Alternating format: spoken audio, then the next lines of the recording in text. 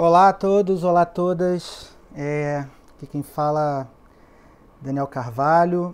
Esqueci de botar meu nomezinho aqui na tela. Daniel Carvalho, coordenador do Grupo Luto do Homem. Mais um vídeo que a gente está gravando nessa iniciativa da gente gravar conversas sobre temas que de alguma forma se atravessam a esse universo do luto masculino, das masculinidades, e desse olhar para o sofrimento e para a dor masculina, mas também desse olhar para esse amor que surge, né, desse lugar do sofrer, né? O vídeo de hoje ele é muito especial, assim, muito especial, porque é um tema que acaba rebatendo diretamente na minha própria experiência de homem lutado, né? Então, e é uma pessoa muito especial que eu estou trazendo aqui hoje. Fico muito feliz dela ter aceitado. E é a Érica Quintães. Eu posso dizer que é uma querida amiga, uma pessoa que foi essencial na minha história de luto, uma pessoa a quem eu recorri imediatamente depois de tudo que aconteceu. E eu vou falar depois um pouquinho sobre isso, mas eu queria que ela se apresentasse primeiro, né? Érica, obrigado por ter topado participar, obrigado pela sua disponibilidade, e eu tenho certeza que vai ser um negócio muito legal que a gente vai conversar aqui hoje. Fala aí um pouquinho quem é você, se apresenta. Vou me apresentar, mas primeiro quero eu te agradecer muito assim, o convite. É sempre uma honra e uma alegria quando a gente pode estar junto nesses nossos projetos e sempre muito boa a nossa troca, sempre saem coisas interessantes. Então, quero te agradecer muito pelo convite, dizer que você também é um querido amigo, uma honra da gente estar aqui juntos e a confiança, né, que você trouxe assim desse nosso encontro. Então, obrigada mesmo.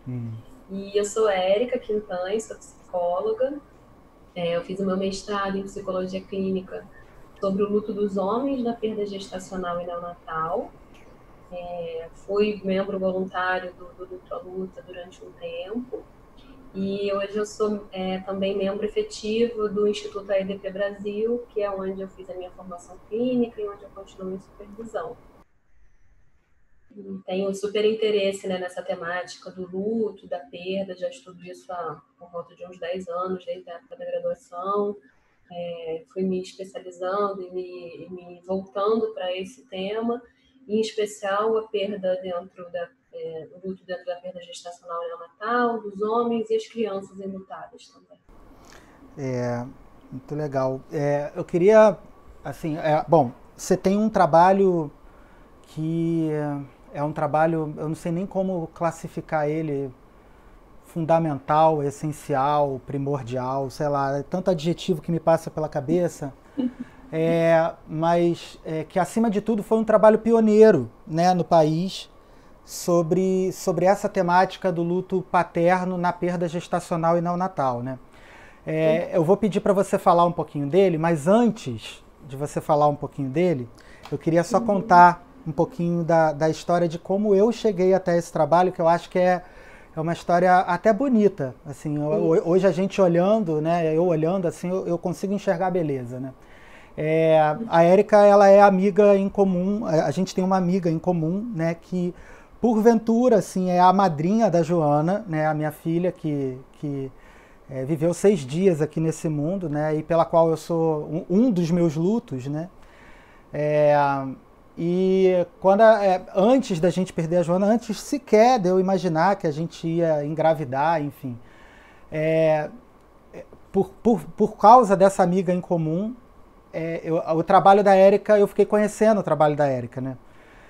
E aí eu falei, nossa, eu nunca tinha pensado sobre isso, né? Eu lembro do momento em que eu vi, assim, um post de Facebook que você estava pedindo, acho que era voluntários, né? Recrutando voluntários que pudessem se colocar em suas narrativas e histórias, né? Homens que pudessem falar sobre suas perdas. E aí eu lembro que na época eu falei assim, nossa, mas eu nunca tinha parado, eu nunca parei para pensar nisso e tal.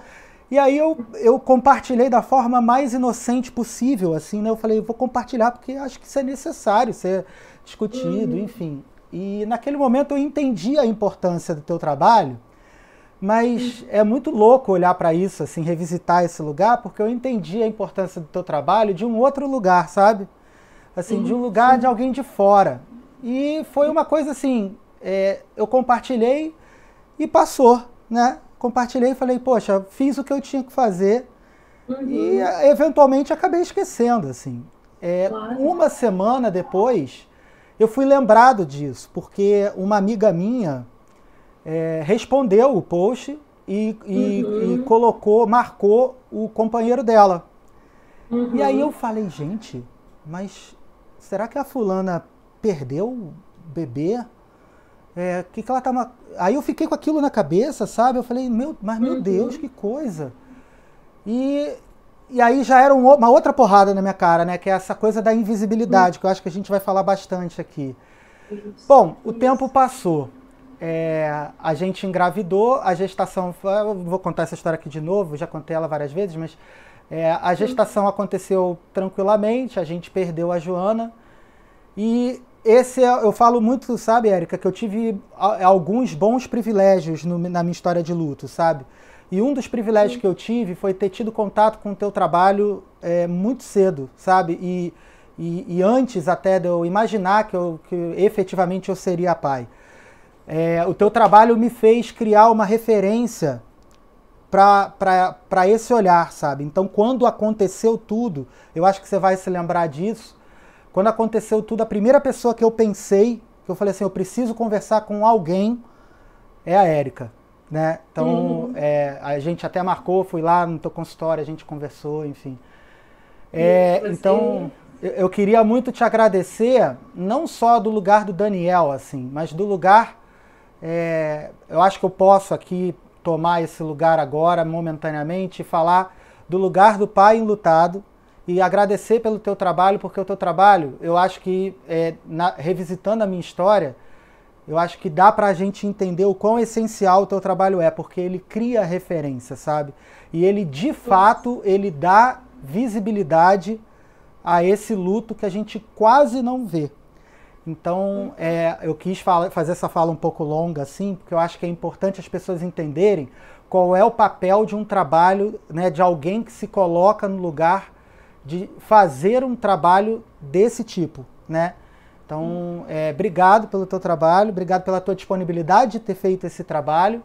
E eu queria que você falasse um pouquinho dele, né? Talvez começando Uhum. como foi, o que te levou, né, para Uhum. você pesquisar isso. E, nossa, fica até difícil, né, falar depois desse seu relato. Eu fiquei muito emocionada aqui te ouvindo. Obrigada, pela sua generosidade em dividir e também essa coragem de se, de alguma forma se vulnerabilizar, mas mostrando, né, toda essa potência Uhum. quando a gente entra em contato com a vulnerabilidade, né? Você é uma pessoa muito importante nessa nossa luta, né? Você representa os pais de uma forma muito apropriada, com muita assertividade, com uma facilidade de falar com as pessoas e fazê-las se sensibilizarem também para o tema, né? Então, não é à toa que você tem sido convidado e tem ido pelo Brasil, né, poder levar toda essa temática tão importante de um lugar muito especial e muito fundamental, assim, né, da Uhum. onde nós pesquisadores não podemos falar, mas da experiência, da vivência muito importante. Então, quero te agradecer pela sua generosidade, por ter confiado em mim, por ter se aberto quando você nem achava que esse tema ia ser um tema que ia passar pela sua vida, mas que você estava ali É. aberto, disponível para essa temática e me ajudou, né, na pesquisa e ficou com isso aí dentro. Então, toda essa abertura eu agradeço muito mesmo. É um privilégio aqui também para mim poder ter esse contato com você e a gente poder construir tudo isso juntos. A questão da perda gestacional, como é que ela veio para mim, né? Eu sempre tive interesse pela temática do luto desde a graduação, fiz estágio em oncologia pediátrica e aí quando me formei acabei trabalhando com política pública de câncer infantil, não era como psicóloga e aí depois de um tempo eu quis voltar para a área da psicologia e achei que o mestrado seria uma forma de voltar a fazer contato com os temas, né, com as pessoas, e quis estudar luto. Então, entrei no mestrado sabendo que eu queria estudar luto, mas não sabia exatamente o que seria o alvo da minha pesquisa. E aí, nessa época, eu já fazia o trabalho voluntário do Luto à Luta, coordenava os grupos, né, de encontro e tinha esse contato com as pessoas, os enlutados. E majoritariamente eram mulheres, né, que frequentavam os grupos, E quando vinha algum homem, ou até no próprio relato das mulheres, né? Teve uma vez que eu estava conversando com a Larissa, que é a fundadora, uma das fundadoras, ela me falou sobre o marido dela, né? Ela me contou a experiência do lado do marido dela, né? A gente falando sobre isso. E aquilo me despertou, né? Ela falou assim, foram me visitar e visitar o meu marido, e na porta já perguntaram para ele, né? Como é que você tá? Como é que a Larissa tá? Como é que estão as coisas? E ele respondeu, e as pessoas falando para ele, você tem que ser forte para ela, você tem que aguentar firme. E muito pouco espaço para ele, né? Ninguém perguntou para ele como é que você está se sentindo com isso, mas era sempre o foco nela. E aquilo no momento me despertou, assim, uma coisa de, puxa vida, ninguém está falando sobre isso, então é um assunto que eu quero entender, que eu quero estar mais perto, né? E que eu quero poder abrir esse espaço. E aí veio a ideia, então, de focar a minha pesquisa nessa temática, e aí todo o processo de recrutamento, né, de estudo, então, logo no primeiro momento, fazendo toda a leitura bibliográfica, a revisão bibliográfica, não tinha bibliografia que falasse especificamente sobre isso.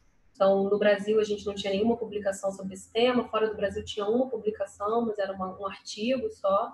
Então, eu fui também tendo que articular, né? A questão do luto, a questão da perda gestacional neonatal e a questão de gênero, para poder criar esse caldeirão aí que falasse um pouco dessa experiência a partir da teoria. E aí, quando a gente foi para o campo, né, eu entrevistei 10 homens. Foi uma pesquisa que, curiosamente, né, a gente fez. Hoje é o método que a gente tem, mas na época não era. Eu fiz online a pesquisa. Foi entrevista online, por texto, escrito, chat, não tinha vídeo. Isso foi escolhido propositalmente, porque eu entrevistei alguns homens presencialmente e por chat, e eles se demonstravam mais à vontade quando estavam falando escrito do que tendo, né, essa troca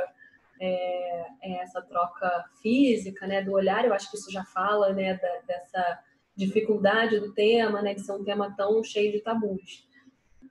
E aí eu fiz essas 10 entrevistas, as entrevistas duraram em média 2 horas quase, então a gente pôde perceber, né, eu e minha orientadora na época, que quando havia espaço os homens falavam, então não era uma questão de não querer falar sobre, mas de provavelmente não ter espaço para falar sobre.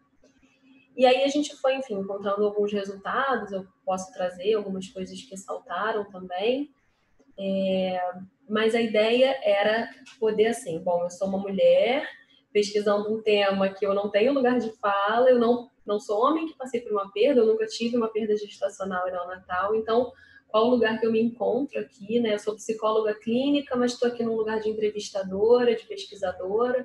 Então, todos esses desafios ali de encontrar uma forma de poder fazer isso de um lugar acadêmico.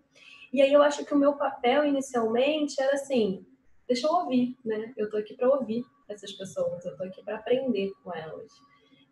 Não da minha vivência, não das minhas experiências, mas poder entender minimamente, tentar me colocar um pouco, né, naquele lugar para compreender a situação que estava acontecendo.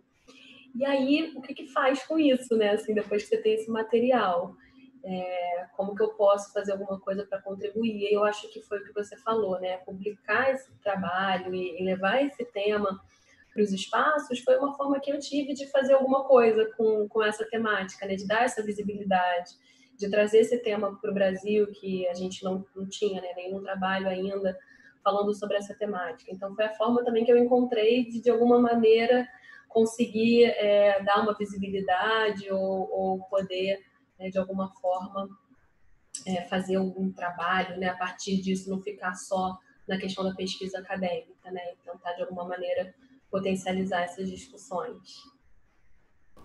Eu acho legal, assim, você falou, só para eu fazer um parênteses aqui, para de repente quem não conhece, né, você falou um pouco do Luto à Luta. O do Luto à Luta, só para a gente apresentar, é um grupo de acolhimento à perda gestacional e neonatal, que a Érica durante muito tempo coordenou, né, e os trabalhos lá.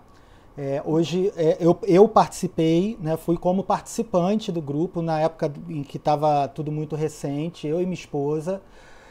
A Érica tocou num assunto que eu acho que é muito legal, inclusive de repente a gente até arrastar ele um pouquinho, que apesar de ser um grupo para casais, a presença, né, no grupo, no do Luto à Luta, é majoritariamente feminina. ou seja, os homens não vão lá. Hoje eu atuo no grupo como aconselhador, né? Quem coordena é a Bruna Fávaro, que está lá na fundação também, fazendo o trabalho de coordenação desse grupo. E eu atuo lá auxiliando, assim, né? Quer dizer, até um lugar muito legal, assim, de estar, da gente observar essas questões de gênero, né?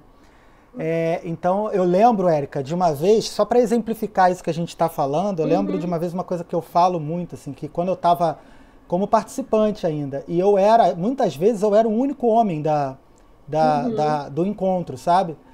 Então tinha, sei lá, 12 mulheres e eu de homem, sabe? Eu e mais um, assim, que sempre íamos. E uma das mulheres, uma vez, que estava participando do encontro, ela olhou para mim, assim, num determinado encontro, ela falou, eu tenho raiva de você. Ela falou para mim, eu tenho raiva de você, porque você tá aqui e o meu esposo não, e você me lembra que ele não tá aqui. Né? Então, você vê como é que é, né, essa questão da invisibilidade do luto mesmo, assim, desse espaço. Né? É majoritariamente feminina. Assim. Então, só para a gente falar, assim, o do Luto a Luto ele acolhe casais que perderam seus filhos durante a gestação ou logo após o parto. Né? Mas eu queria trazer uma dimensão do que a gente está tocando aqui nela, né? E talvez você possa falar com bastante propriedade. No seu trabalho, você fala muito dessa questão do invisível, né? E você usa um conceito dentro da psicologia, que é o conceito de luto não reconhecido, né? Que é do Kenneth Doka, psicólogo americano, acho que ele é americano, né? Americano, canadense. Não sei. Bom, ele fala inglês, né? As obras dele estão em inglês. Mas eu acho que ele é americano, tenho quase certeza. E esse conceito de luto não reconhecido, ele é um conceito central no teu trabalho, né? Queria que você falasse um pouquinho sobre esse conceito, tanto no âmbito acadêmico, assim, como é que ele te auxiliou no teu trabalho para você conseguir observar e estar nesse lugar do luto paterno na perda gestacional e neonatal, mas também, assim, como é que esse conceito, como é que você, nessa posição de observadora, como é que você viu esse conceito se traduzir na prática daquele sofrimento e daquelas dores e daqueles lutos, né? Sim, isso. Tem alguns conceitos que eu acho que são muito importantes, né? O primeiro é o conceito de luto, de forma geral. O que é luto, né? Dentro da perspectiva da teoria do apego, né? Desse olhar a partir do Colin Parkes e do Doka também, né? O que significa luto? O luto é uma reação natural e esperada frente a qualquer perda significativa. Então, o luto ele pode ser muitas coisas, não necessariamente só a perda de uma pessoa. E é uma coisa esperada e natural. Então, não é nada que precise de remédio, que seja doença, que tenha um tempo definido, né, para acontecer. E aí, dentro do conceito de luto, tem o luto não reconhecido. O que é o luto não reconhecido? São aquelas perdas que não têm validação social para expressar o seu pesar. Então, que tipos de perdas são reconhecidas como luto não reconhecido? Perda gestacional e neonatal. Porque as pessoas da sociedade, né, elas falam sobre quem você pode se lutar, de que maneira você pode se lutar, quando você pode se lutar, de que forma você pode se lutar. Na perda não reconhecida, a sociedade te diz que você não tem direito a isso. Então, por exemplo, na perda gestacional neonatal, é aquela coisa comum de falar, mas logo você vai ter outro filho, mas você não teve tempo de se vincular, nem nasceu, por que você está sofrendo, né? Então, você está chorando, daqui a pouco você tem outro. Isso vai mostrando como que isso não é reconhecido e validado pela sociedade, pela cultura desse pesar. E aí tem outros tipos, né? Perda de animal de estimação, perda de delinquentes, mães que perdem seus filhos que cometeram delitos, que não têm direito a sentir sua dor, amantes que também não têm o seu pesar validado, né, pelas questões culturais. Então, vários tipos de perda podem ser não reconhecidas. E aí também tem a questão de gênero, que eu entendi que ela era importante nesse cenário, porque, por exemplo, quando a gente pesquisa sobre luto na perda gestacional e neonatal, num artigo acadêmico, numa revista, você vai encontrar muita coisa sobre a mulher, a mãe que perde o bebê. Só que você não encontra nada sobre homem. E encontrar pesquisas que falem sobre as dimensões emocionais de homens em geral é muito difícil. Então, a gente também tem na nossa cultura uma questão de gênero importante no luto, que é também não permitir que os homens, de forma geral, se lutem. né? Porque o homem não sente emoção, porque o homem não chora, porque o homem deve evitar as emoções. Então, era, na minha sensação de estar estudando, um luto não reconhecido dentro do outro, né? Um luto de um homem dentro de uma perda que também não tem validação social ou cultural. E aí a invisibilidade acontece de muitas maneiras, né? Primeiro, eu acho que é essa coisa de recrutar, né? Quando você recruta uma pesquisa, se fosse sobre o luto na perda gestacional neonatal de mulheres, talvez eu tivesse um número de pessoas, de entrevistadas, muito maior do que eu tive com homens. Então, já chegam poucos homens, né, interessados em participar ou que realmente conseguem combinar o horário, estar lá e fazer entrevista. Então, essa primeira coisa da população, né, o quanto que a gente vem já é menos. Depois, nas conversas que a gente vai tendo, né, durante a pesquisa, a gente vai vendo que não tinha espaço com os amigos para conversar. Tentava no futebol puxar um assunto e logo vinha alguém, cara, para, imagina, tá chorando, tá triste, mas imagina, você nem tem por que tá triste, vamos beber aqui uma cerveja, vamos jogar um futebol, vamos jogar uma carta, mas não tinha espaço com os amigos para falar sobre o que estava vivendo. Com a família também não, né? Muito cuidado voltado para a mulher. Então, a família também recrutando esses homens a estarem num lugar de força para as mulheres, né? Então, na própria família, tem que dar força para elas, tem que ser a base sólida para ela, você tem que ser o pilar de segurança, e também desconsiderando a perda dos homens. Talvez uma própria dimensão individual de invalidação e de invisibilização, né? Tipo, será que eu tenho direito de sentir isso que eu estou sentindo? Será que eu posso estar triste desse jeito? Né? Então, também tem essa dimensão. Tem uma questão legal que eu acho que é importante falar, né? As mulheres, mesmo que passam pela perda gestacional neonatal, têm direito à licença maternidade, né? Dentro de algumas características lá do contrato, CLT, se é funcionária do Estado, enfim. Mas, de maneira geral, elas têm direito a esse período de licença maternidade para se cuidar. Os homens têm uma licença maternidade pequenininha, né? Muito, muito restrita, e na perda gestacional neonatal, acho que nem tem esse direito, né, de tirar essa licença de uma forma mais prolongada. Então, também é uma invalidação, uma invisibilização social. Quando retornavam ao trabalho, as relações de trabalho que as pessoas ficam assim, será que eu posso falar sobre isso? Será que eu não posso? Posso tocar nesse assunto? Eu não posso. E fingir que nada está acontecendo, então essa conspiração do silêncio.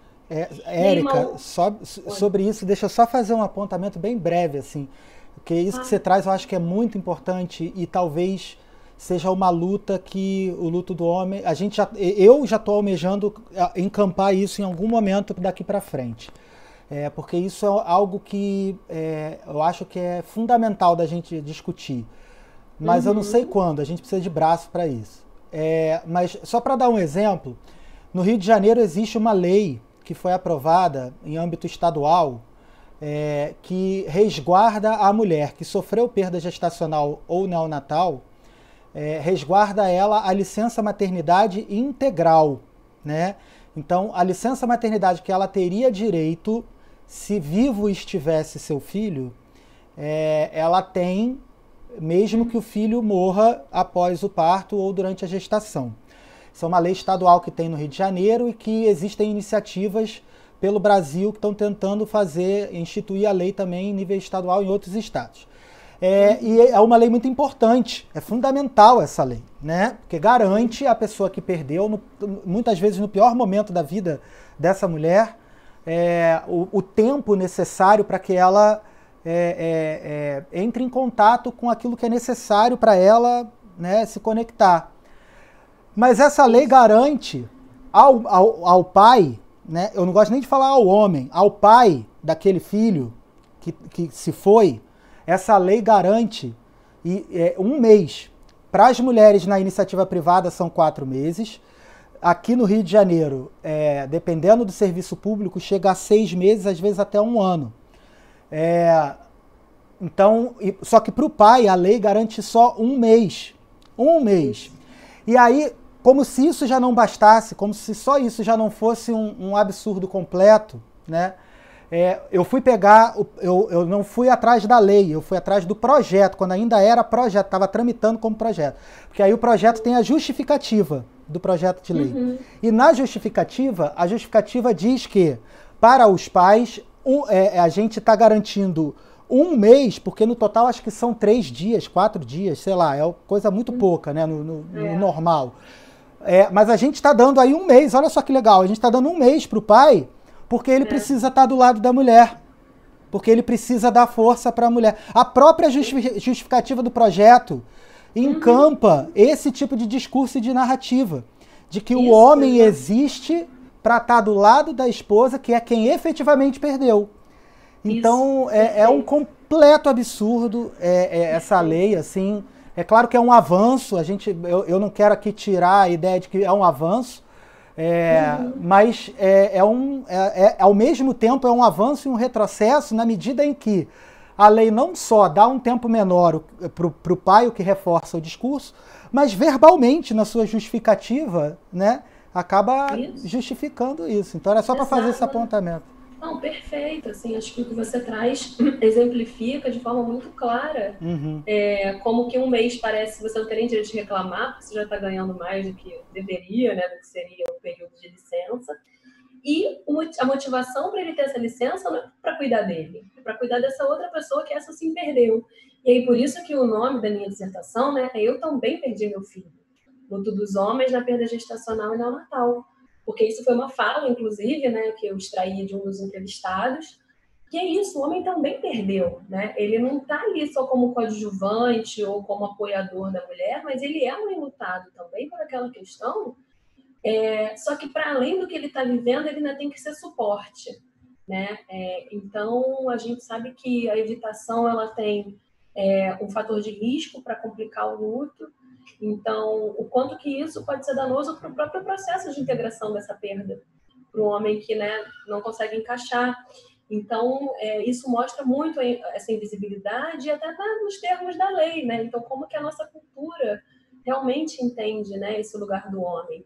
E eu acho que a sua fala é perfeita. A única coisa que eu queria complementar também do que eu estava falando antes era a questão do casal, né? Como é que essa invisibilidade aparece também nas relações, né? As mulheres que às vezes têm uma maneira de enfrentar de uma forma diferente dos homens, e aí que às vezes elas querem trazer a invisibilidade do homem, não fala comigo, conversa comigo, me fala o que você está sentindo. E o homem que às vezes também não tem essa disponibilidade, não tem esse espaço e que precisa ser respeitado, mas que às vezes acaba acontecendo esse embate, né? Do você tem que falar comigo, você tem que falar, e o homem que às vezes não quer falar e precisa ter também o seu processo respeitado. Então, essa questão da invisibilidade, né, e dessa forma de lidar desse enfrentamento também acabava aparecendo nas relações dos casais. E aí, pelo que eu vi na minha pesquisa, tem muitas pesquisas que falam em número de divórcios aumentados, né, por conta de perda de filho, em geral. Mas na minha pesquisa eu não encontrei isso, né? Claro que eu pesquisei um público mais focado, mas na minha amostra tinham os casos que realmente o relacionamento, se já estava ruim, acabou piorando, mas nos outros casos o relacionamento como sendo um lugar onde eles tinham uma troca. Onde, já que eu não posso falar com os meus amigos, já que eu não posso falar com o pessoal do meu trabalho, já que eu não posso falar com a minha amiga, com a minha família, então na relação os homens conseguiam se abrir e ter esse momento de troca e de não invisibilidade. Então, acho que também é importante, né? A gente traz a invisibilidade, mas também traz aonde que isso não acontecia tanto, né? Onde que eles podiam se expressar.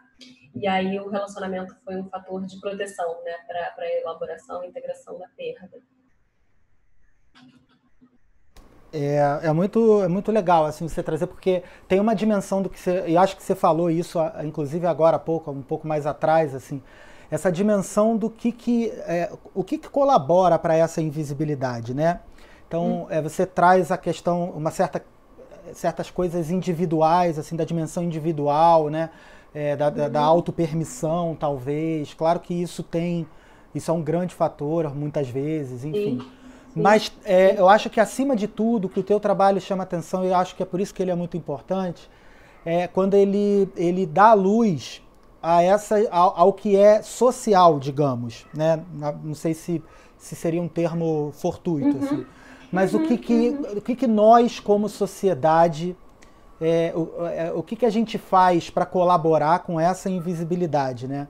E uma das dimensões, é uma dimensão que aparece muito lá no grupo, que o teu trabalho também traz isso, que é essa questão de gênero né, em específico a questão das masculinidades, né? Como é que a gente constrói em nossa sociedade essas formas e esses jeitos de sermos quem somos em gênero, né? De sermos homens, no nosso caso. No nosso caso, que eu digo, nosso eu, homens, né? Mas como é que a sociedade constrói essa maneira de ser homem? Que é uma maneira que a gente aprende durante toda a nossa vida, né? A gente não pode chorar, não pode fazer isso, não pode aquilo, porque isso é de mulher. Então, quando chega, né, o momento de crise, né, e o luto aqui entendido como um momento de crise, quer dizer, qual é o repertório que esse homem vai ter para esse enfrentamento? Né? Isso. Então, perfeito, é isso que eu acho que é fundamental da gente chamar a atenção. Assim, eu queria te ouvir um pouco falar sobre isso. Assim, como é que essa questão de gênero se mostrou no teu trabalho? E, inclusive, te provocar um pouquinho, inclusive no teu lugar de mulher. Assim. Como é que foi para você nessa figura de uma mulher pesquisadora, mas também uma mulher que é um indivíduo na sociedade, né? Vamos flexionar o gênero, né? A gente precisa começar a fazer isso. Uma indivídua na sociedade que estava ali escutando aquelas narrativas tão significativas e tão cheias de coisas tocantes, assim, né? Quer dizer, como é que foi para você? Qual é esse teu lugar de pesquisadora, mas também de mulher nesse fazer, né? Nesse trabalho? Exato, isso foi uma coisa que eu me questionei muito, assim, né? Primeiro porque eu ainda era mais nova, né? Então ainda tinha essa questão da idade, né? De me sentir, assim, uma menina falando com um homem sobre uma perda, né?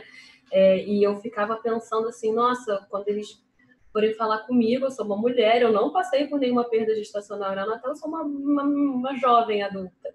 Como é que vai ser para esses homens se abrirem comigo? Será que eles vão se sentir confortáveis? Eu não tenho lugar de fala aqui, né? Eu não posso, não tenho como me apropriar disso. E aí o trabalho foi assim, tá, eu não tenho esses lugares, mas eu tenho outros, né? Eu sou psicóloga, estou pesquisando, eu estudei muito sobre esse assunto, eu me preparei, né? Eu estou aqui com seriedade e com muita atenção e muita curiosidade para ouvir esses homens de um lugar muito genuíno e autêntico. Então, focar nisso que eu tenho para oferecer, não o que eu não tenho para oferecer. E aí, poder estar ali nesse lugar muito de curiosa, de detetive, né, do que estava acontecendo ali, querendo muito mais ouvir do que qualquer outra coisa. Então, era um roteiro semi-estruturado, com coisas que eu tinha pensado, que eu tinha lido, mas que eu queria ouvir esses homens e ver o que surgia dali. E aí eu fiquei muito surpresa porque eles falavam muito. Né? A partir do momento que a gente começava a conversar, as entrevistas duravam em média 2 horas. O que é muito tempo, né, para você estar ali falando sobre aquele assunto, um assunto delicado, né? E fluía, e os homens falavam, e sentia até que tinha um valor terapêutico naquela troca, de poder colocar para fora, talvez pela primeira vez, muitas vezes. Né? Eles me falavam, é a primeira vez que eu estou falando sobre isso com alguém. Então, de uma confiança também muito grande, desse respeito muito grande pela história do outro.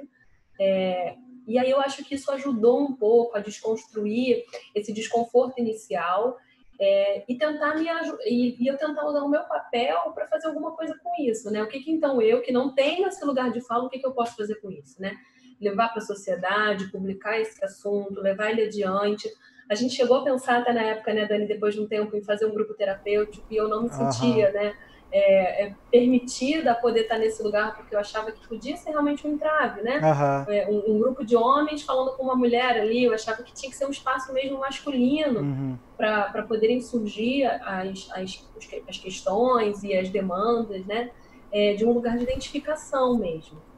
E aí uma coisa que eu vi muito que os homens conseguiam se expressar na vida, né, a partir dessa invisibilidade e dessa cultura que você falou tão bem, né, que não permite que os homens se expressem. Qual é a maneira que os homens se expressam normalmente que a cultura aceita? É pela raiva, né? A emoção que é validada para os homens é a raiva.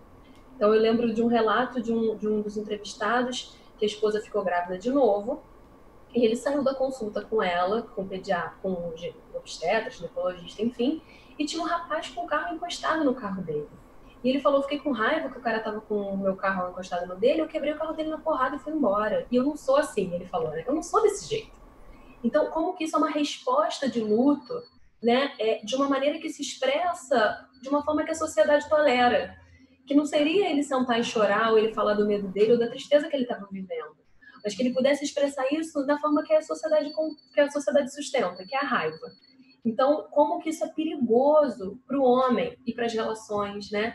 Aí a gente vai pensar em violência doméstica, em abuso de substâncias, em problemas de saúde do homem, né, que podem vir a partir de uma perda importante de questões físicas mesmo, né, aumento de pressão, enfim, outras questões fisiológicas. Então, a gente como sociedade tem que realmente cuidar disso, né? Como é que a gente como sociedade vai cuidar dessas pessoas que estão em sofrimento diante de uma crise importante?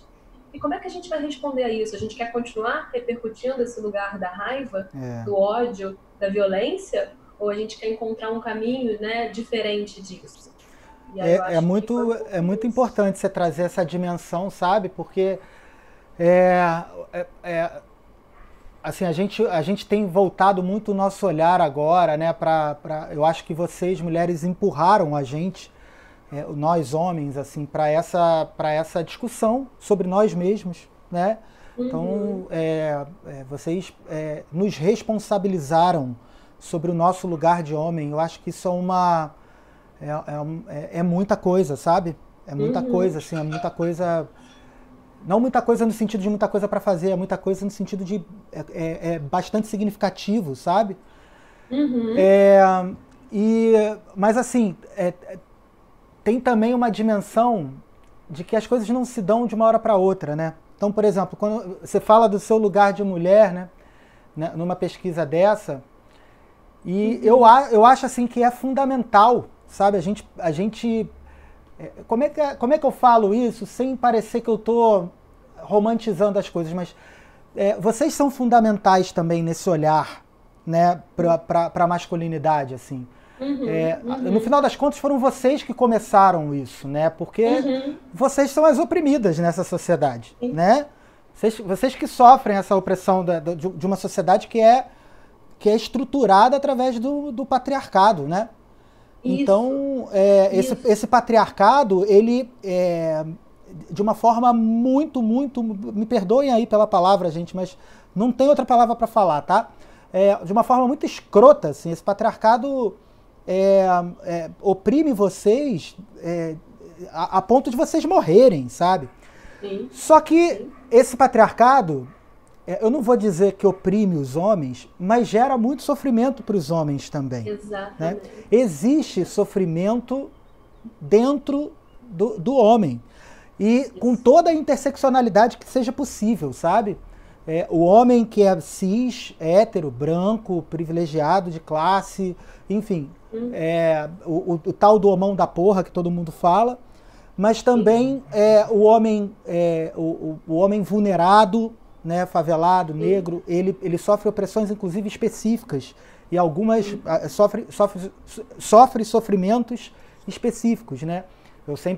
Eu tenho citado muito o caso do pai do João Pedro, por exemplo, né, o menino que foi morto dentro de casa, né? Então é muito interessante você trazer essa dimensão da contribuição que vocês, mulheres, podem dar a esse debate, até porque a Joan Scott, por exemplo, já falou lá na década de 90, 80, 90, ela já falou que gênero é uma questão relacional.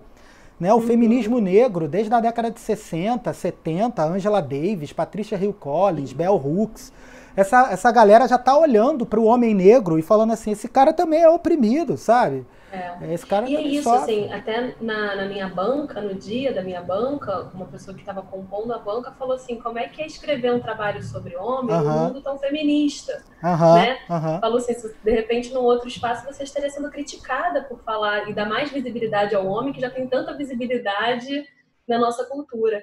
E aí a resposta é exatamente essa, né? Eu estou trazendo uma dimensão do homem que, na verdade, não é um homem que é validado socialmente, né? Eu estou trazendo como que o machismo é ruim para todo mundo. Uhum. Como que o machismo é ruim para a mulher, que sofre as violências, a opressão e até custa a vida, e sem desmerecer isso, ao mesmo tempo trazendo que os homens também sofrem. Então, o machismo não é bom para ninguém. Isso. Então, né, como é que essa cultura ela criou esse mecanismo dessa maneira que exclui todo mundo? Uhum. Então, como é que a gente pode, dentro de uma sociedade capitalista, focada na produtividade, nos corpos dóceis, como é que a gente tem isso também repercutindo na maneira que você vai expressar o seu pesar? Uhum. O que é permitido, o que não é, o tempo do luto. Então, eu não tenho tempo de me lutar porque eu tenho que ser produtivo, tenho que trabalhar. E eu tenho que ser forte para minha esposa, e eu tenho que trazer dinheiro para casa, e eu tenho que ser potente, fazer um filho novo e esquecer essa dor que eu vivi. Então, tudo isso que a cultura vai demandando, que a sociedade vai demandando, é que os homens têm que responder a isso, né? E eu acho perfeito você trazer essa questão, né? Cadê o pai do Miguel, que também, né, a gente viu a mãe dele na televisão e nos programas, e que bom que ela teve espaço para poder falar e ser ouvida, né? Sem desmerecer e sem tirar isso, mas cadê também os homens, né, falando sobre as suas perdas? Eu acho legal assim, a gente afirmar esse sofrimento masculino e o luto, a questão do luto, eu acho que é um lugar muito especial para a gente olhar para isso, né? Porque a gente está tendo, isso é uma coisa que eu tenho falado muito recentemente, assim, a gente tem tido um boom, né, de uns anos para cá, dessa tal da desconstrução da masculinidade, né? Então todo mundo fala da ideia de desconstruir uma certa masculinidade, e a gente encontra um monte de homem desconstruído por aí, né? Então, cara, isso parece que vira um título, né? Eu sou um homem desconstruído, então estou me desconstruindo, não sei o quê. E aí, assim, em geral, essa desconstrução, né, que a gente vê de uns anos para cá, ela é uma desconstrução que vem, na verdade, como uma adequação, né? A adequação a uma sociedade onde mulheres que são agredidas, que são violentadas, que são mortas, estão exigindo uma transformação, uma mudança. Então aí o cara vira e fala, parece um selo, né? Então assim, ó, eu sou desconstruído. E eu acho legal assim que o lugar da masculinidade no luto, ele é um lugar muito especial nesse sentido, sabe? Eu tenho aprendido isso lá no projeto. Porque essa desconstrução da masculinidade no luto, ela não se dá por causa desse selinho ou dessa busca por um lugar especial. Não, ela não se dá nisso, ela se dá na dor, ela se dá no sofrimento. Essa reconstrução, essa reflexão sobre a masculinidade, no nosso caso, ela se dá muitas vezes no pior momento das nossas vidas, né? É uma necessidade, mas é uma necessidade que não é só social, é uma necessidade que é pra gente como homem também. Ou eu me transformo como homem, ou eu não vou encontrar lugar pro meu sofrer, pro meu luto. Exato. Então, eu acho que é muito essencial você, não só o teu trabalho, que eu acho que colabora assim de uma forma que eu não sei nem mensurar para isso, mas trazer essa dimensão também, sabe? Assim, do quanto o gênero está relacionado nisso e o quanto é extremamente importante a gente afirmar o sofrimento masculino, porque... Isso. E aí, só para terminar, para jogar a bola para você, eu acho difícil a gente não conseguir admitir que isso de forma nenhuma, né? A gente tem que ter muito cuidado quando fala isso, né? Para não romantizar ou não acabar colaborando para uma justificativa. Mas um homem que agride uma mulher, ele tem que ser absolutamente responsabilizado, e eu acho, da forma mais dura possível, né? Sobre a agressão que ele comete. Mas eu acho difícil a gente não associar aquela agressão a algum nível de sofrimento que esteja ali. Claro. O homem que enxerga o fim de um relacionamento, ele provavelmente está em sofrimento, mas não sabe lidar com aquele sofrimento, e aquilo se traduz na única forma que durante a vida toda como homem foi admitida pela sociedade, que é a agressão, a raiva, né? A expressão do sofrimento dele. Se a expressão do sofrimento masculino for só a raiva, o que a gente vai ver é raiva, é violência, é agressão, né? Então... É como pedir da nossa sociedade que seja educada se a gente não dá educação. Né? Como é que a gente pede do outro uma coisa que a gente não ofereceu para ele, né? Pois e eu acho isso muito, muito importante que você está trazendo, e me lembrou aqui um outro ponto também, que a gente fala também muito da verbalização, da expressão do pesar, através do sofrimento, e aí vem muito a raiva, e o medo apareceu também na minha pesquisa, a tristeza apareceu também, e que também é uma forma de viver o luto, e talvez uma forma diferente do que a gente costuma ver, mas que o luto se expressa também de outras formas, né? Por exemplo, quando o homem ele está construindo alguma coisa nova, quando ele está como você fez, né? Criar um grupo do luto dos homens, né? Isso. E poder fazer alguma coisa. Isso é uma forma também de expressão do luto, uma forma muito saudável, né? Uhum. Também, por que eu estou falando isso? Porque alguns homens guardam, e é uma frase que eu estou tirando da minha pesquisa, eu guardei minha dor numa caixinha. E essa caixinha fica num armário invisível. E a minha esposa quer falar da minha caixinha, eu não quero mexer na minha caixinha agora. Então, também é importante a gente respeitar os movimentos de evitação, de silêncio, né, que os homens, muitas vezes os homens se colocam, e também enxergar outras maneiras que eles estão vivendo o luto deles, né? Uhum. E o Kenneth Doka fala muito disso, a Gabriela Caselato, que é aqui no Brasil uma pessoa também que estuda muito luto não reconhecido, fala, né, das expressões, né?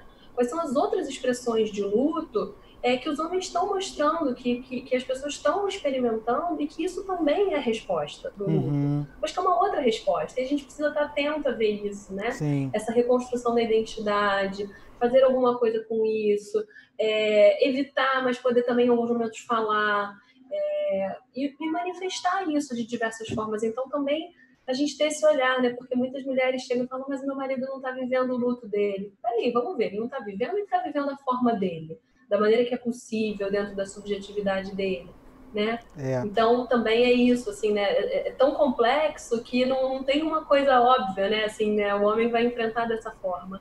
É toda uma vivência muito particular dessa experiência. Você sabe que eu sou muito chamado, né, para participar de encontros de grupos de acolhimento, né? Então, de grupos de acolhimento, especialmente grupos de acolhimento à perda gestacional e neonatal que tem pelo país. Tem muitos deles. E eu sou muito chamado, e uma das coisas principais pelas quais me chamam, ou uma das questões que eu sempre recebo nesses encontros, é exatamente essa que você colocou, sabe? O meu marido não está sofrendo, né? E eu aprendi a provocar nesse sentido, sabe? Eu faço assim, e é importante ele sofrer? É importante para quem? Aí ela fala, aí já começa, né? Já fica uma coisa meio assim, aí, mas é porque ele precisa... Não, é importante para quem? Aí ela chega à conclusão de que é importante para ela, né? Isso. Então, é esse lugar que eu acho que a gente precisa olhar, né? É claro que é importante a gente entrar em contato com o nosso sofrimento, mas Sim. o que a gente espera, como que a gente espera que esse sofrimento se expresse? Porque são duas perguntas diferentes, né? A expressão desse sofrimento, ele tem que vir, eu sempre bato nessa tecla, do jeito que ele é. O sofrimento tem que vir do jeito que ele é. Ele pode vir silencioso. O sofrimento pode se expressar dentro de uma caixinha guardada a 7 chaves. Isso pode ser uma expressão do sofrimento.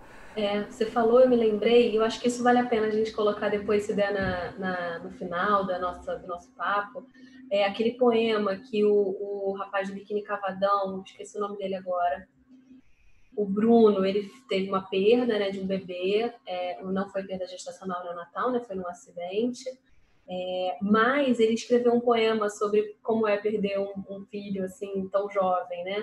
Esse parto ao contrário, ele vai falando, né, de toda essa experiência. E eu acho que é isso. Ele, por exemplo, expressou através da escrita. Tem gente que cria grupos, tem pessoas que criam fundações, tem pessoas que escrevem cartas, poesias, coisas guardadas, tem pessoas que dividem uma coisa que eu ouvi no meu mestrado, né? Um rapaz que falou que no banheiro, tomando banho com a esposa, eles ritualizaram a perda dele, choraram, falaram sobre aquilo, e naquele banho, deixando a água embora, levando, né, todas essas emoções, que ele foi um momento de fazer um ritual sobre a perda íntimo deles, da maneira deles. E é isso, né? Então, de que maneira cada pessoa vai expressando a sua vivência de luto com o sofrimento e com a dor, e com a reconstrução, e com novos papéis, e com desempenhar a sua nova identidade frente à perda. Então, a gente poder estar atento a tudo isso e não achar que é uma coisa só, né? Porque senão a gente limita e a gente diz que tem uma forma certa, uma forma errada de viver. E não tem, né? E muitos conflitos dos casais podem surgir justamente por causa disso. Eu quero que meu marido sofra, ele não está sofrendo. Eu quero que minha mulher pare de chorar. Então, né? Como que isso vai se colocando nesse cenário. Você falou agora, muito importante assim você falar isso, principalmente no teu lugar de mulher, sabe? Eu te agradeço muito assim, Uhum. porque isso é de fato, isso é uma questão assim que aparece muito aos casais que enfrentam esse tipo de perda, né? Mas você tocou num ponto agora que eu acho que é bem importante, principalmente no momento em que a gente está vivendo, né? Que é esse momento de reclusão, né? Uhum. Onde está todo mundo se preocupando, né, em ficar em casa por causa da pandemia. Você Uhum. falou da questão do ritual, né? Como é importante o ritual, a gente ritualizar esse luto e como é importante como esse é um momento em que de alguma forma a gente se conecta com essa perda, né? E com esse ente que foi embora. No caso aqui a gente está falando do filho. É, como é que fica essa questão nesse momento? Quer dizer, como é que você, dentro da experiência que você já acumulou com Uhum. relação ao luto, clinicando, né, dentro da psicologia, como é que você tem visto essa questão da pandemia nesse momento em relação ao luto? E, de uma forma geral, tá? Uhum. Mas especificamente também, se você puder falar especificamente em relação a essa questão de gênero, né? Ao lugar desse Uhum. pai, dessa mãe, desse casal que perdem um filho. Como é que é isso nesse momento, assim? E já emendando, assim, que nesse momento onde esse ritual se faz mais difícil, como é que esses casais podem enfrentar esse tipo de necessidade, talvez? Importante, importante isso, sim. Primeiro, a questão do ritual, ela tem muito valor e a questão cultural sempre atravessa, né? Todas as nossas experiências de sociedade que a gente vive. No Brasil, ritualizar é muito importante. Na nossa cultura, isso tem muito valor. É o lugar, né? Os velórios, os enterros, cremações, são momentos onde a gente pode estar junto da nossa rede de suporte, dos nossos amigos, dos nossos familiares, verbalizando aquela experiência com suporte, né? Então é um lugar seguro para expressar suas emoções frente àquela perda que você viveu. É uma oportunidade de concretizar a realidade da perda também, então, né, de me deparar com aquilo, de acreditar que aquilo aconteceu, dentro desse espaço seguro, poder dar uma integração e um contorno para essa experiência, prestar homenagem e fazer todo esse ciclo que para a gente é muito importante, na nossa cultura, normalmente.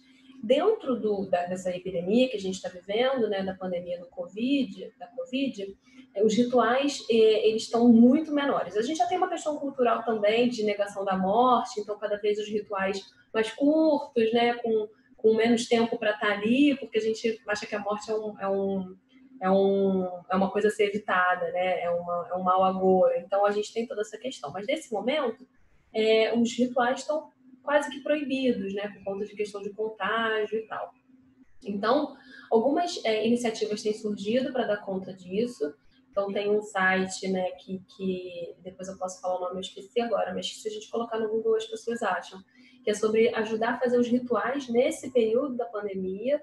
Então, eles ajudam com velório virtual, missa virtual, como é que pode ser cremação, e tem várias sugestões. Então, eu acho que é legal isso, assim, né, de ter uma entidade que se preocupa, né, em ajudar as pessoas a poderem ritualizar dentro desse processo que a gente está vivendo hoje. Tem os inumeráveis também para a questão da Covid, que é um projeto muito interessante, que as pessoas não são só números, então você poder prestar uma homenagem, falar alguma coisa sobre aquela pessoa que faleceu, e ela não é um número só, né? Então tem lá uma pessoa que escreveu que a amiga era a melhor amiga de todo mundo em 5 minutos, a avó que fazia um bolo de laranja gostoso. Então tem esse movimento. E aí a gente também tem vários movimentos de ritualizar que não são os rituais concretos, né, de cemitério, velório e tal. No caso da perda gestacional e neonatal, poucas pessoas sabem disso. Normalmente quem vive é que sabe, mas bebês, mesmo que muito pequenininhos, precisam ser enterrados. Então tem todo esse processo pós-perda gestacional e neonatal que vem o velório, vem o enterro, e que isso normalmente é muito custoso para as famílias, né? Pode ser muito difícil, algumas famílias não querem participar, outras querem, e os homens ficam num lugar de ver os documentos, certidão de óbito, resolver as pendências. Então, o homem ali também muito num lugar do modelo de enfrentamento muito pragmático, né, Sim. instrumental, como o Doca fala, né, resolvendo coisas. Então, já é um lugar para o homem delicado. Um pai, né, na minha pesquisa, falou assim, é muito duro para o homem, porque a gente não tem contato com o bebê, né, quando ele está na barriga, o nosso contato é externo, e quando a gente tem uma perda gestacional neonatal, o nosso encontro com o bebê morto, é na hora do caixão. Eu segurei meu filho no colo nessa hora. Né? Então, pode ser muito duro viver essa experiência, e ao mesmo tempo pode ajudar muito a integrar, né, poder ritualizar.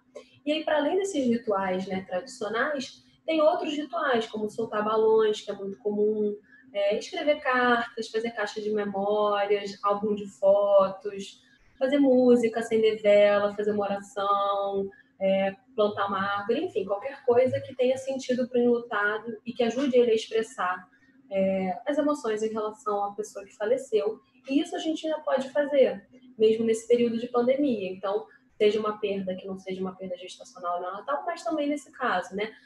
A gente ainda está tendo velórios e cremações e tal quando não é perda por Covid, né? Então isso ainda acontece, mas essa possibilidade de ritualizar posteriormente, né? Com essas outras coisas, que vai ser o que vai fazer sentido para o enlutado, né? É absolutamente subjetivo, né? O que faz sentido para mim? Como que eu posso integrar isso? Como é que eu posso, né? De alguma maneira expressar minha emoção nisso?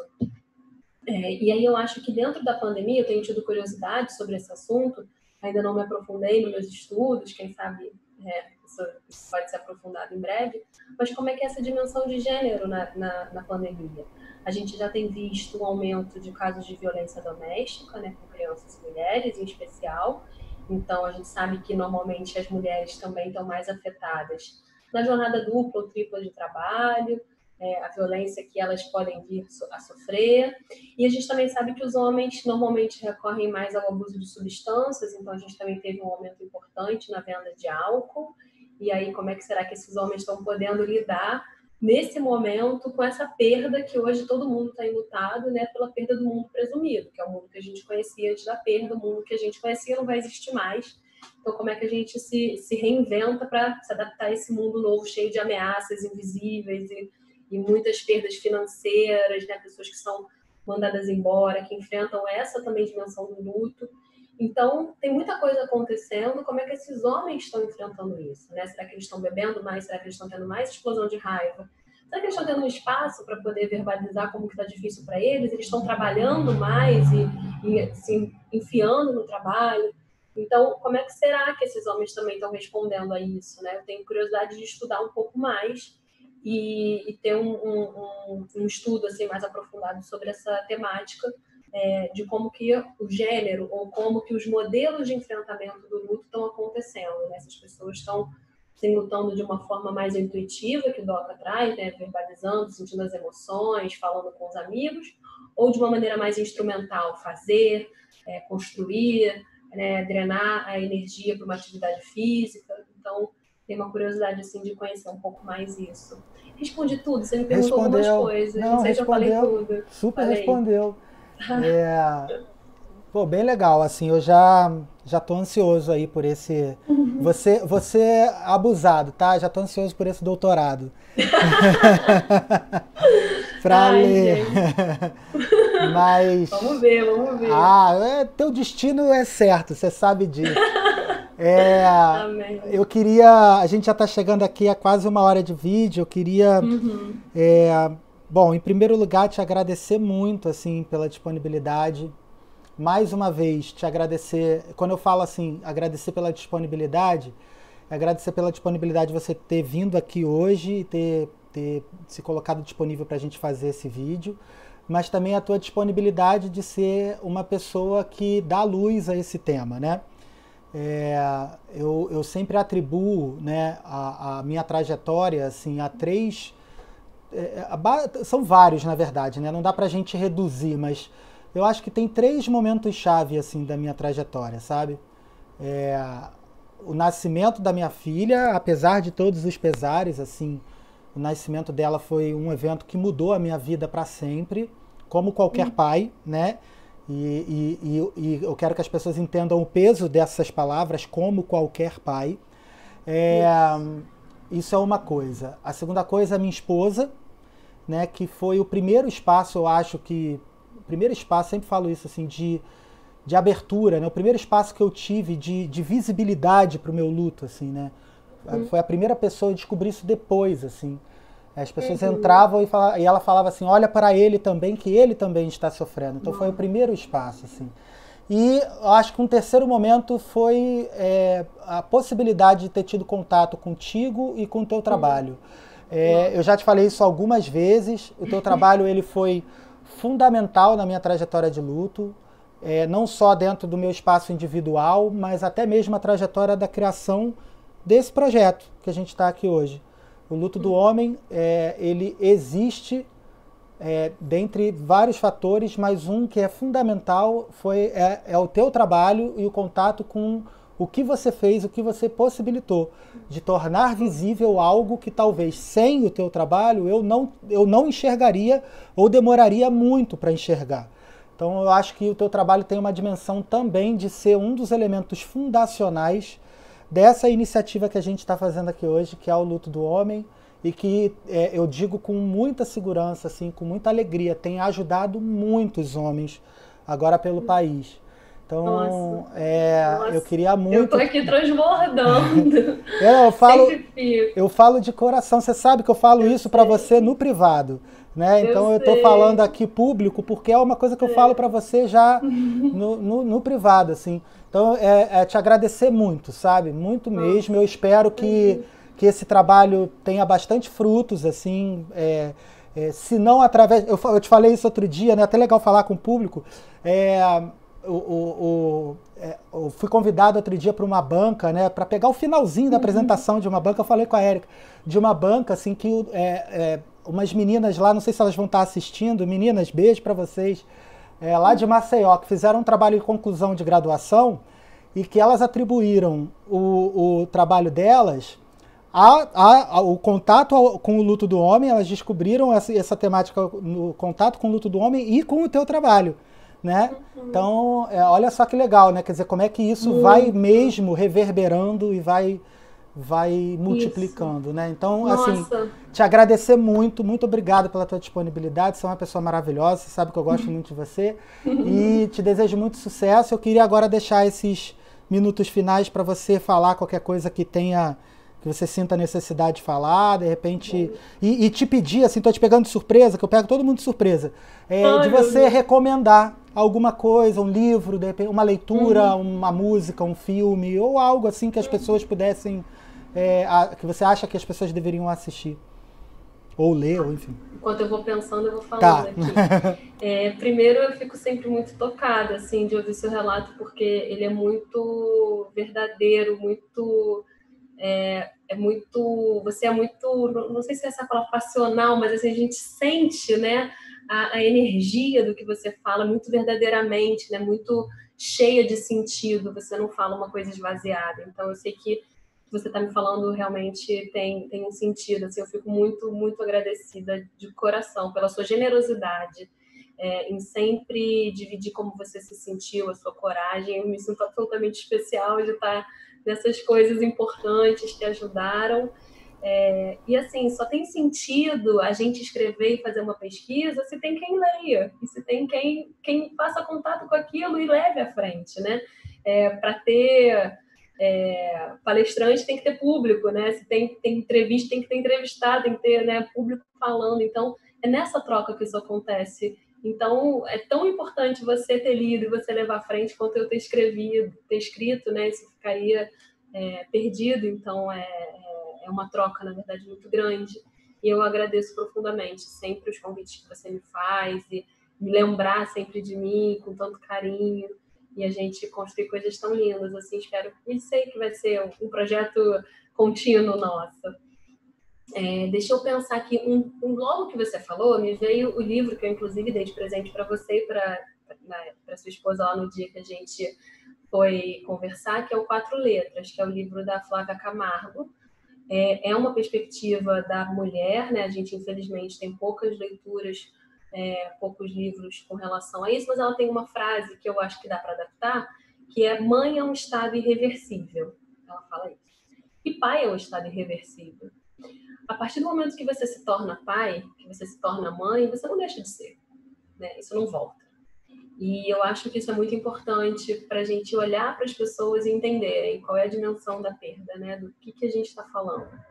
Então, essa é uma frase que veio, esse livro, do campo assim, de uma experiência mais de um relato. Teoricamente, né, pessoas que têm interesse em se aprofundar na temática do luto de forma mais acadêmica, tem um livro do Colin Parkes, que é o Luto, Estudos sobre a Perda na Vida Adulta, que é um livro muito importante. E tem os livros do Doca também. Ele tem poucos livros traduzidos para o português, mas ele tem um livro sobre luto não reconhecido, que ele fala sobre gênero. E a Gabriela Caselato, que tem um livro que é o Resgate da Empatia, que ela fala sobre lutos não reconhecidos, e lá ela também fala sobre perda gestacional e neonatal. E a sua dissertação? E a minha dissertação que está onde? Fala para o pessoal. Está disponível online? Se escrever no Google aparece. Se escrever Eu Também Perdi Meu Filho. A gente vai tentar linkar a tua dissertação na descrição do YouTube. Eu não sei se o YouTube permite ainda, porque a gente ainda é pequeno. Mas se ele permitir, eu vou linkar lá e aí a galera tem acesso. Acho que colocando meu nome, mestrado, de repente também acha.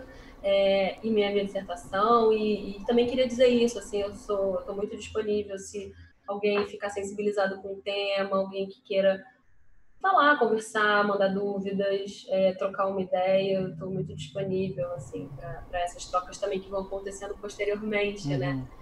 Então, a gente pode depois disponibilizar meu e-mail, página do Instagram, enfim, para a gente poder manter essa troca e continuar nesse papo, né?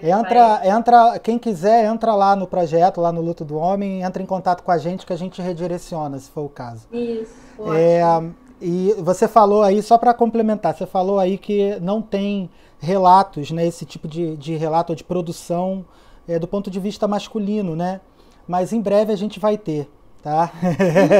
Só para dizer aí que estamos pensando sobre isso dentro do projeto, com narrativas de vários homens que participam dele, mas também uma narrativa, eu estou tentando ver se eu produzo alguma coisa em relação a isso, que eu acho que é bem nesse sentido, assim, né, da gente tornar visível. Isso que você traz já fala um pouco do que a gente falou durante todo o vídeo, né, dessa invisibilidade. E a gente precisa combater essa invisibilidade fazendo, né? Exato, exatamente. E aproveitar que você fala tão bem, que você se expressa tão bem, que você tem todo esse recurso, acho que seria um presente para a sociedade, para todo mundo poder ter o seu olhar e o olhar de outras pessoas também, né, que queiram contribuir. Eu acho muito, muito importante. Também estou aguardando, hein? Você falou aí, eu aguardo ansiosa para ler esse livro. Ai, gente, valeu. Érica, mais uma vez, obrigado. A quem ficou com a gente aqui até o final, obrigado também por terem assistido. Essa é mais um vídeo de uma série que a gente está fazendo, de várias conversas sobre temas que atravessam a questão do luto e das masculinidades. Espero que vocês tenham gostado. Agora a gente tá no YouTube, tem que falar essas coisas que jovens youtubers falam, né? Então sigam o canal, né? Aponta, não sei para onde mas em algum lugar aí. Segue o canal, ativa o sininho, compartilha com as pessoas esse vídeo, compartilha com aquela família, de repente aquele casal, aquela mãe ou aquele pai que perderam um filho, passaram por alguma situação assim. São vídeos importantes que às vezes as pessoas podem ter acesso a informações que vão ajudar elas nos seus processos de luto. Mas, acima de tudo, segue a gente e acompanha outras conversas que virão. Tá bom?